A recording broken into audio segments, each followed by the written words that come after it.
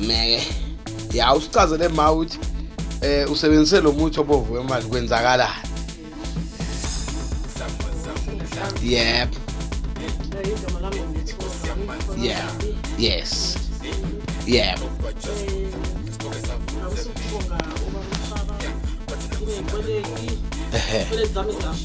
Yes. Yes. Imali engahamba ngawe sesitolo. Yes. Bakwazi ukuthi bangivulele. Yeah.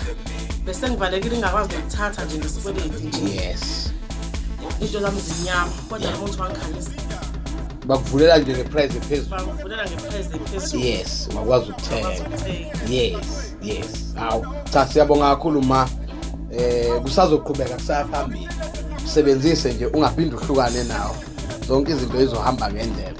Siyabonga nathi la Kwa-Mhlaba phela ufuna kubonakala umsebenzi.